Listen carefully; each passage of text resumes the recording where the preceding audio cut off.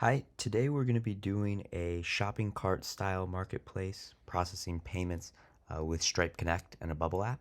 So I'll show you a quick demo. So I've got three different items here, and I'm going to add each one to my cart. They're all different price, and then on the back end, they all come from different sellers.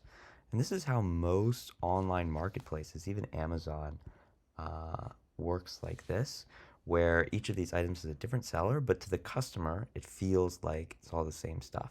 So here now we have, this is because before I started recording, we have all of these items, and when I go to checkout, it then lists all of the items in Stripe, and this is on the Stripe checkout page. And this is, again, you don't have to maintain any of this page. It's all Stripe. They handle the compliance and everything, just like our other Stripe Connect videos. And when the customer goes to pay, everything's paid, processed, your app, you set up your logic. And then if we look at your Stripe dashboard, so this is the platform Stripe dashboard, we can see that transaction just went through, and it came as one transaction to you with all of these different items. But if we go into Connect and we pull up your connected accounts, these are the three accounts associated with those three different items, and I just have them open here. If we take a look, we can see the payment went through, and for each of these different accounts. And so even though for the customer it's felt like it's been one transaction, we've split it over three sellers. So to do this, we're going to use the Stripe feature called separate charges and transfers. We've covered it on the channel before, but we're gonna dive deep for this specific use case. Just a note before we get started: to use Stripe separate charges in transfers, you either need to have all these sellers on your platform registered in the same country as your platform Stripe account. We say same country, the European Economic Area is counted as one country for Stripe, or your platform is registered in the US. And if you're registered in the US, then the connected accounts need to support cross-border payouts. So take a look at the Stripe docs and make sure that your country or countries that you want to serve are supported. There are a lot of ways to integrate Stripe and Stripe Connect with Bubble. Today, we're going to be using the Stripe Connect Marketplace plugin from Cranford Tech. A great reason to use the plugin is that we have extensive documentation. Here, we also have a demo app that you can play around with and explore, as well as all of these videos. And if you have any questions, you can always reach out to the Cranford Tech team, and we will respond to you. So with that, let's get into it. So before we get to building, this is a layout of the database schema that we're going to use. It's linked in the description if you want to take a better look at it. I just want to point out a couple things. First, each user is going to have a shopping cart, and the shopping cart is going to have a list of cart items, which basically will turn into the products themselves. And this is going to make it a lot easier later in the process when we have to create a Stripe checkout session with multiple items and need to get a list of all the items, that we have them ready in a list. Then each payment will have an associated transaction and item purchase. And the reason we're keeping track of those separately is that we're going to have to do a separate transfer to your merchant or your seller for each different item on each different transaction. And so it's important that we just maintain a separate record. All of these database different categories, we have all these relationships set up, which makes it really easy to pull up and do searches. So you don't have to build it exactly like this. This is how we're going to do it in the video, but I would just make sure that you're being really intentional setting up your database to start, because you'll save a lot of time and a lot of headache later on. So before you can actually start processing payments and selling things, you need each of your sellers or merchants or marketplace members to set up an account with Stripe Express. So your account creation flow will look different, but you're gonna at some point have to have them create an account and specify their payout schedule, then send them over the onboarding link, and then you're gonna have to check with Stripe to make sure they're active. I'm not gonna get into that further because we have this great video for creating that account um, and setting your merchants up with Stripe. But that's something that you have to do before you can start accepting payments. Okay, so in this scenario, your sellers have already created items. You've already had sort of a shopping page. And then when people add an item to their cart, you're going to store it on their user object. And then we've just built this checkout page. We're basically we have a repeating group here where it's the current user's shopping cart, and then we show them, the item name, the quantity, and then the cost, which is the quantity times the cost. And then we need to build out the checkout flow. So let's go ahead and do that. When an element is clicked, and the element is going to be the checkout. So the first thing we're going to need to do is to create a new transaction. And the transaction is how we're going to track this throughout the process. As you know, we're going to have the total amount, and we're going to be storing it in cents, which will make sense more later. And then checkout session ID with the Stripe thing, the Stripe information, and then the items purchased. Now we need to copy over all of the items in their cart over to the items purchased. Now there are a couple ways to do this. What we suggest is to use backend workflows. Now, if you're on a free trial with Bubble, you're not going to be able to access the backend workflow feature. You have to be on a paid plan. But it's a pretty powerful feature because it lets you do things in the background, which means it doesn't, if somebody reloads the page or something happens in the front, it doesn't matter because these are processed on what's called the server, so on the Bubble side, essentially. And so we're just going to create a backend workflow, and let's call it create items. And I'm going to do 2 because I've already done it before, but I'm going to show you again. And we're going to need a couple things. So basically the information from the cart that has to be passed into the background because this is like basically its own separate environment. The first thing is we're going to need the amount, which is basically what's the price of this item. Then we're going to need the seller account ID, and that is going to be important in the future for paying out each of the sellers. And then we just need the transaction, which we can just actually pass the transaction thing, and that's going to we're going to tie the item to the transaction so we can trace everything back. And then we're going to create our new thing, which is going to be an item purchased. And the amount in cents would be the amount. And see, it's just letting us pull in that information. The seller account ID is the seller account ID. And the transaction is the transaction. It's all coming from these workflow data sources. Now that we've created that, we need to make changes to the transaction to basically add, if you remember, there was a list of items purchased. So we're not going to touch these other things, but the items purchased, we're going to add this item. And what this allows us to do, if we go back to checkout, when we're building out our workflow, is we're going to schedule an API workflow on a list. And this is a powerful feature because instead of having to loop something or do something over and over again, we're going to just take the cart items and go through the current user's cart items or shopping cart. And so basically what we just created, we're going to do this on every single item in the shopping cart, and it's going to happen really, really quickly. And our workflow is create items 2, and we have to schedule it, but we can just do for scheduling, just do the current date and time, which means we're going to schedule it literally instantly. Interval in seconds. If you leave this blank, Bubble will do it as fast as it can. And then for amount, we're going to do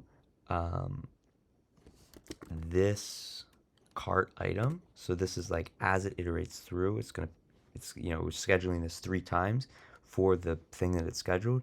This cart item's amount, or no, it would be cost per item in cents, and then times the this cart item again, and then quantity, right? So price times quantity. Seller ID, we're gonna have to do this cart items product, so the parent products store their seller ID. So that's, doing these relational things.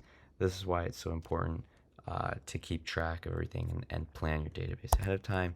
And then the transaction is the transaction we just created. So we've created a transaction.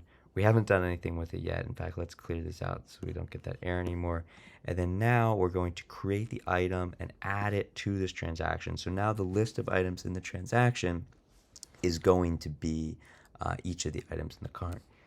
Next, we're going to use the Cranford Tech plugin to create a checkout session. So we have a regular checkout session, which you may have seen in our other videos, but now we're using this multiple items checkout session. And we're just going to build it out. In this case, I'm just going to say the website home URL, and then we're just going to pass a URL parameter to say success equals true. So we can pick that up later. The cancel URL, again, we'll do the home URL, but then we'll say cancel equals true. And then we can later build workflows that say when the page is loaded and cancel equals true, do whatever. For the price and cents, we're going to get the current user's shopping cart. Now you have to be careful. You can't do the transaction thing yet, because even though the schedule API workflow will work really fast and loop very quickly, but it's not instant, right? You're scheduling something. If your user has 1,000 things in their cart, it will take a few seconds to actually, for 1,000, it'll take longer than that.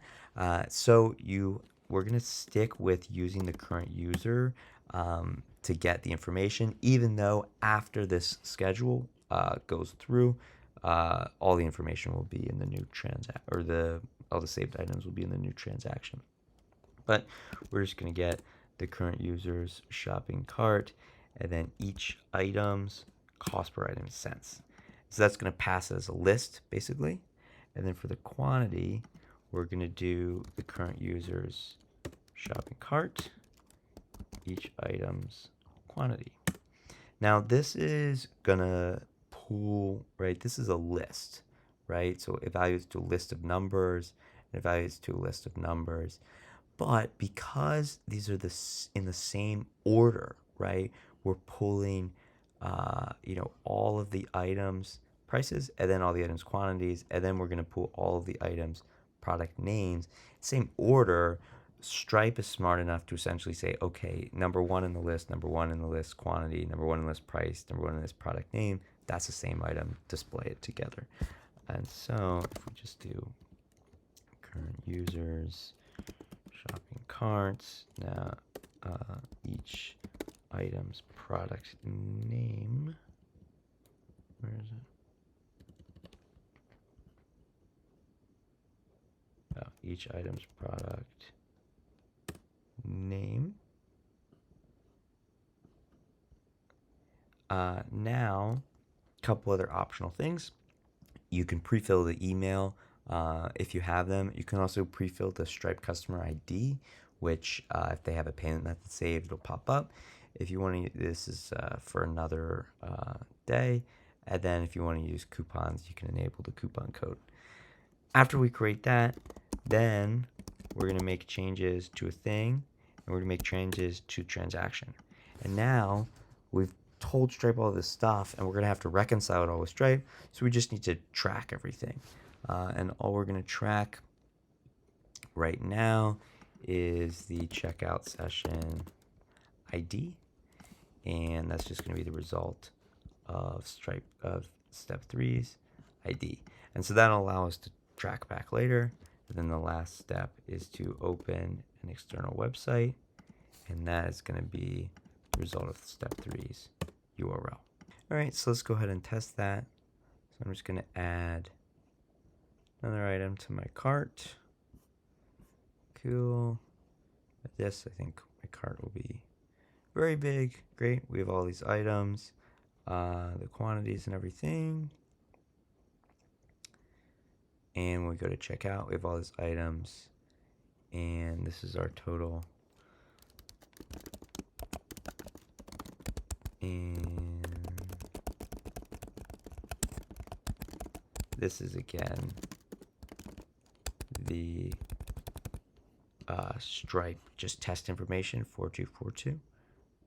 Obviously, your customers would then be doing their own credit card number. Processing. There we go. And it succeeded, and we're back. And if we look at our transactions here in Stripe, we have this $330 payment. One note: when I made this workflow and I created the currency, I left it in US dollars. I didn't change it to euro, even though these accounts are in euros. So that's something you can adjust dynamically, but just something you have to watch.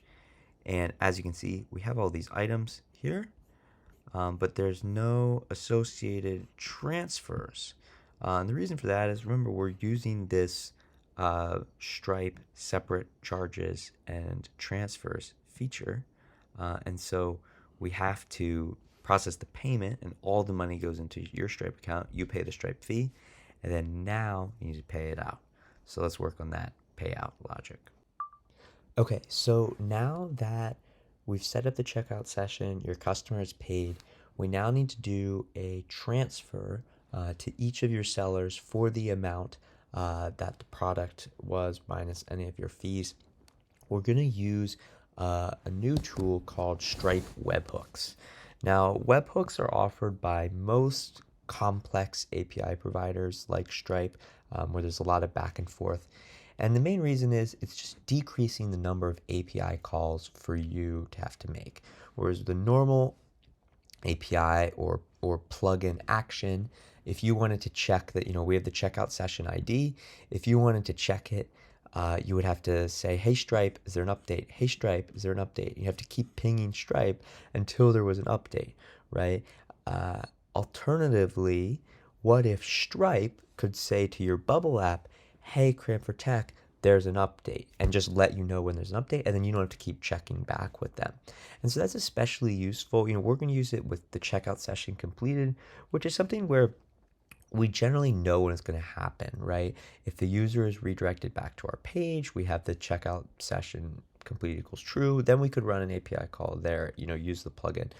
But if we do these webhooks and then the user for some reason doesn't come back to our page, or they take a really long time, it's still very reliable that when they're ready, we still get the ping from Stripe. So it's going to take a little bit to set it up, and we're going to do a back-end workflow again. But what we're going to do is create a new API workflow, and this time we are going to expose as a public workflow, but we're still not going to allow authentication. And let's just call it Stripe checkout complete. Now notice here I have to use underscores because this is one word, because this is an API that we're going to expose to the public. Now Stripe responds with the checkout session, which is this long list of items. You'll see it in a second. We could type in every key and what it is, but actually Bubble is a really cool feature where we can say detect data, and then we can copy the URL. Then we're going to go into our Stripe dashboard, and we're going to go to developers and webhooks, add an endpoint, and we'll paste this URL. And notice we leave initialize in here. After we initialize, set it up, we have to remove that. Events on your account, and then we're going to put in checkout session completed and add events. Now with Bubble, you have to be careful. In Stripe, you can add 100 different events going to the same what's called endpoint or URL, but Bubble is expecting the same what's called schema every time. So you should really, just as a best practice, minimize these unless you know that the object that they return is the same. Then we'll add an endpoint.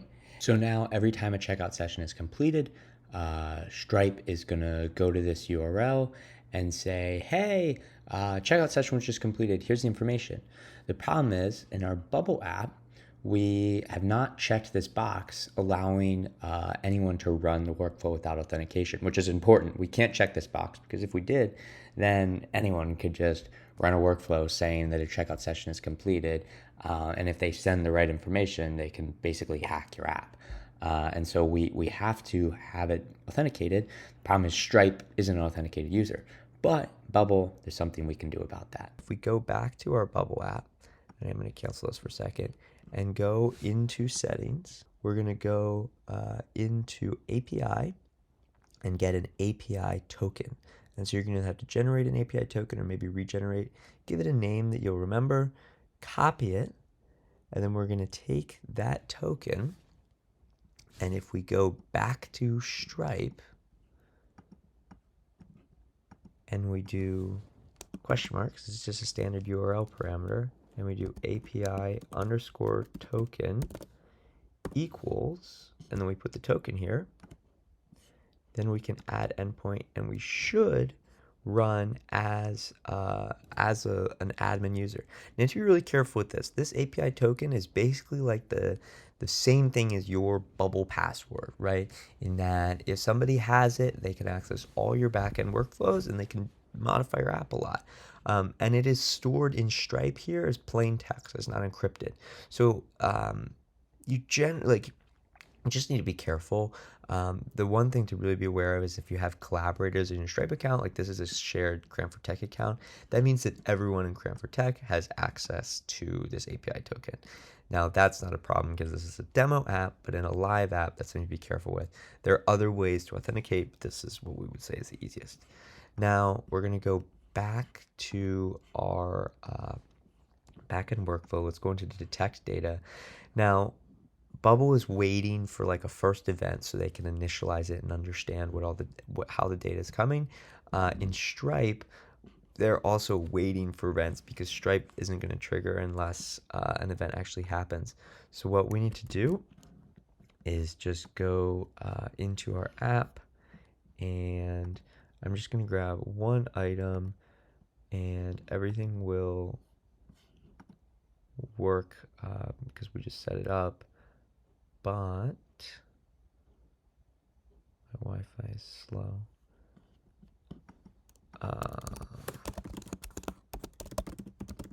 Test card information. Fun fact, actually the test card just expired. It used to be that you could type 424242 the whole way through, but then after 4/24, so April, which actually was when Stripe had their conference, it expired. So we're running this checkout session, and now if we check, aha! So the checkout session was completed, and then our webhook sent all of this information from Stripe. So it's going to have the checkout session ID, which we saved, and it has the payment method. It has everything. It tells us that it was a hosted session, right? We didn't embed it in our website, all this stuff, and it's already saved. What's called the schema, so we don't have to type all of this in. So we'll just click save. Now we can build out the rest of this workflow, which will trigger every time there's a checkout session is completed, which means somebody paid us. And the first thing we can do is make changes to the transaction. So we'll do a search for a transaction, and we're going to find a transaction whose checkout session ID is the request data, so that's the stuff from Stripes, and then object ID. And the reason it's object ID is because this is a checkout session type object, so the ID is the checkout session ID. And then we'll just do the first item. Only one item will come up in your database, hopefully, because this is just a unique thing. Great. And now we'll track what's called the payment intent. And so that's a Stripe phrase that basically mean it's how Stripe tracks your customer's intent to pay through the life cycle of the payment. So if it's declined, it's whatever. Stripe Checkout takes care of most of that tracking. So it's basically just a unique ID for the payment instead of the checkout session. We're going to use the API get external data from the API, but that's already been built for us with Stripe Connect, and we are going to retrieve the checkout session details, and then the checkout session ID is going to be the same. This transaction's checkout session ID. Obviously, we've now found the right one, and we'll close that. And we're going to grab the payment intent. So now we've saved the payment intent of the transaction by saying Stripe said, hey, the checkout session is over. We've said, great, thank you. We found the transaction that has that checkout session ID.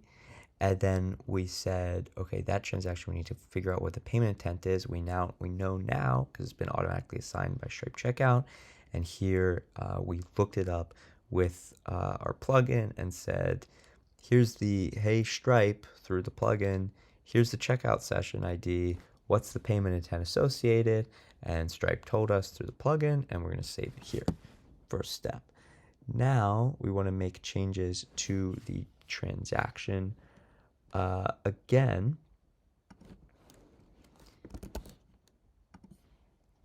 and we'll just do the result of step 1, so we'll get that transaction saved. And now we're going to do the Stripe charge ID. Now the charge is a little bit different than the payment intent. For this integration, it doesn't really matter. The nuances don't matter, but for a much more complicated integration, if you have to start managing declines and stuff like that on your own instead of using Stripe Checkout, all this stuff matters. For now, let's just go with it. And we're going to use another external API. This time we're going to use the Stripe Connect get payment details. There it is. Again, this is using our Cranford Tech plugin. And then we're just going to use this transactions. It's looking for the payment intent, right? So payment intent. And that's why we separated it as the second thing, because in the first one we set the payment intent. Now we get the charge. And then we're going to have to get the latest charge. So the reason for this, there's always one payment intent, right? Because the payment intent tracks the life cycle of the payment, whereas there could be multiple charges. So if your customer gets declined and then they try and pay again, that's 2 charges attached to one payment intent, which is attached to one parent checkout session. So when we're doing latest charge, that's the one that's going to succeed.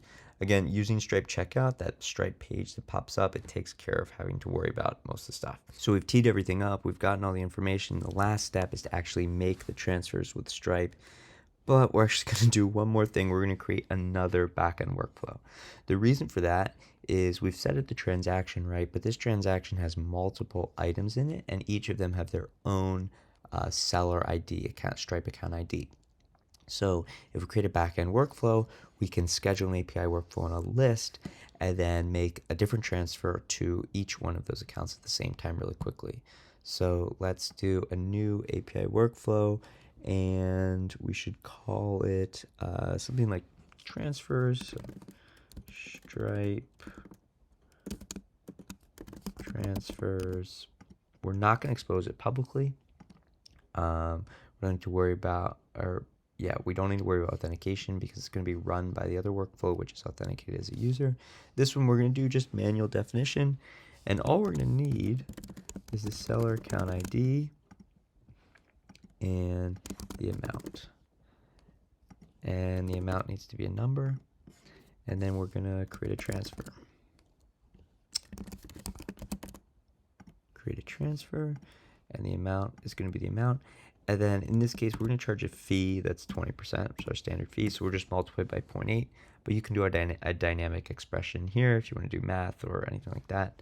Currency, remember we said earlier about currency, and then Stripe account ID. And that's the seller account ID. And then there's the source transaction, which we're just going to leave blank for 1 second. So now if we go back, all we have to do is schedule a workflow on a list. There it is. The type of things is item purchases. The list to run on is result of step 1, so write these things.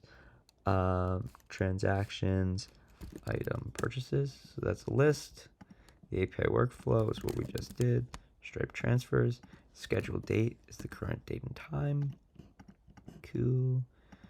The seller account ID is going to be this item purchase seller account ID, right? So we get each one.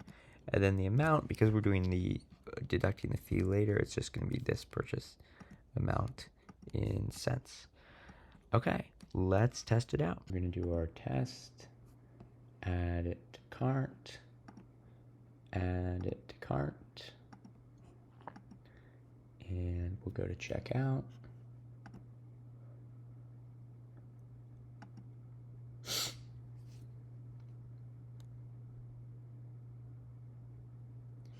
Cool.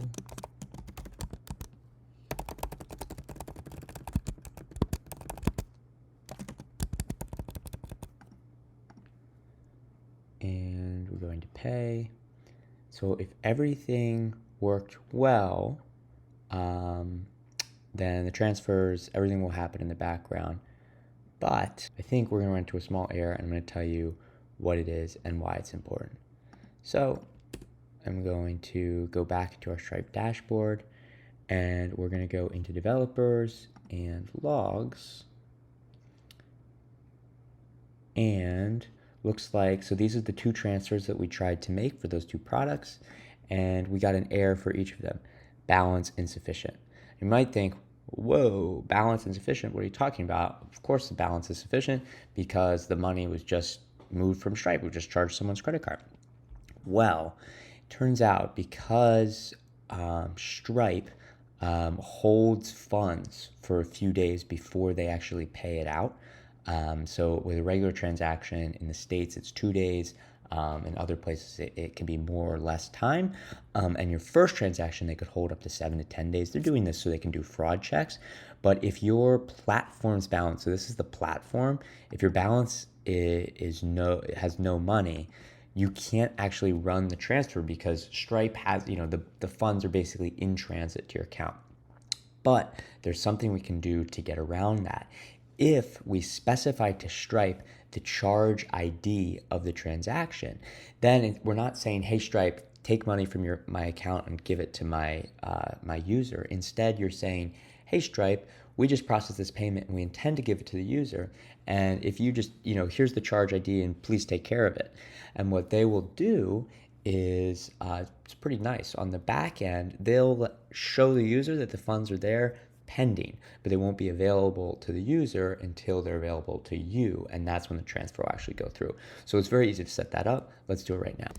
If we go into our backend workflows, when our checkout session complete, we only specify the seller account ID and the amount, but if we go into Stripe transfers, and let's also specify the charge ID.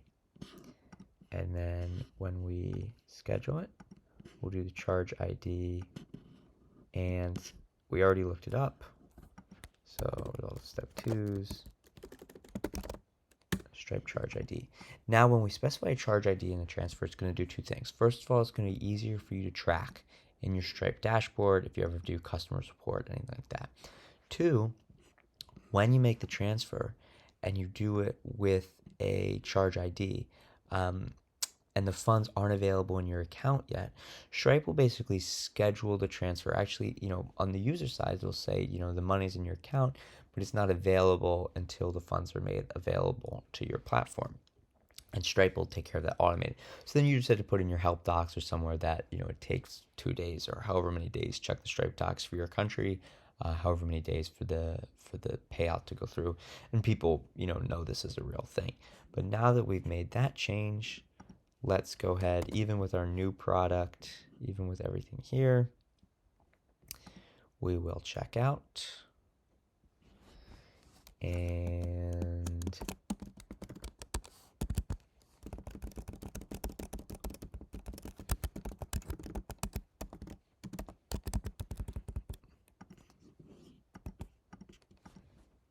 we will check out. Okay, so now if we go and check the logs, developer logs, and we'll go ahead and refresh, we can see our transfers just went through. These are the amounts, everything matches, and we're all set. So that is how to create a Amazon or online marketplace style checkout and payments and transfers setup with Stripe Connect using Bubble and using Cranford Tech plugin. If you have any questions, reach out to us. We will respond, and we're happy to help. And see you in the next one.